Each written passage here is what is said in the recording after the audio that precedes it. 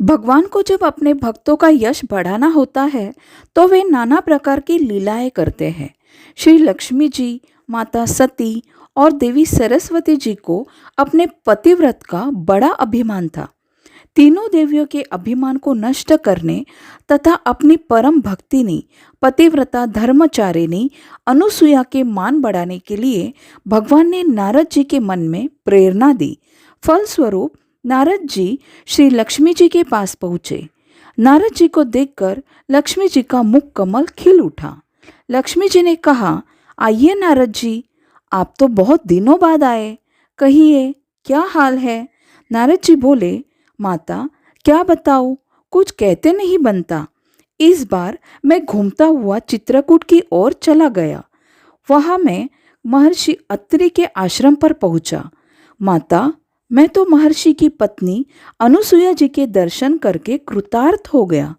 तीनों लोकों में उनके समान कोई भी पतिव्रता स्त्री नहीं है। लक्ष्मी जी को नारद जी की बात पर आश्चर्य हुआ। उन्होंने पूछा, नारद, क्या वह मुझसे भी बढ़कर पतिव्रता है?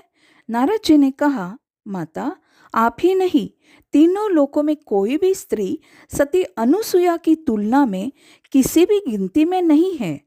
इसी प्रकार देवर्षि नारद ने माता पार्वती एवं माता सरस्वती के पास जाकर उनके मन में भी सती अनुसुईया के प्रति यही भाव जगा दिया।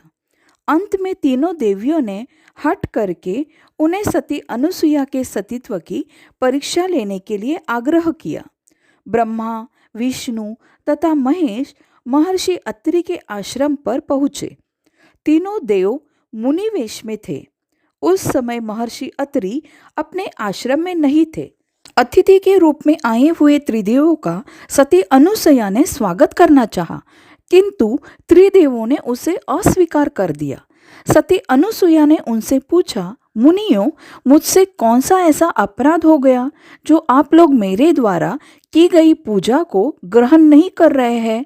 मुनियों ने कहा, देवी, यदि आप बिना वस्त्र के हमारा आतिथ्य करें तो हम आपके यहाँ भिक्षा ग्रहण करेंगे।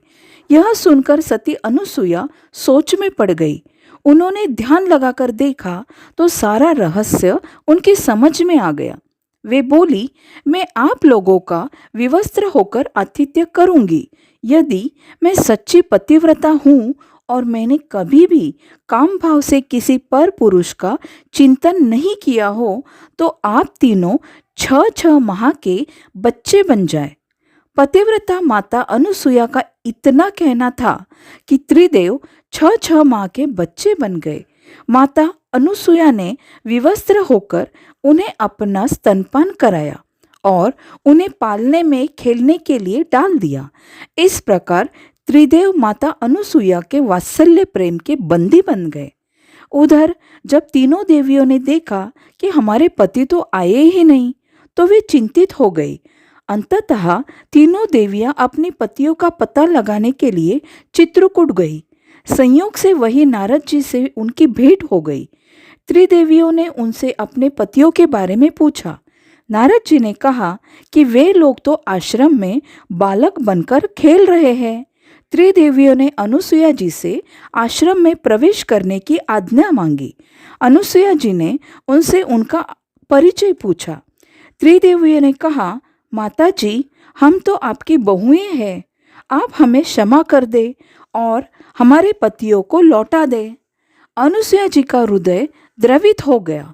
उन्होंने बच्चों पर जल छिड़क कर उन्हें उनका पूर्व रूप प्रदान किया और अंततः उन त्रिदेवों की पूजा स्तुति की।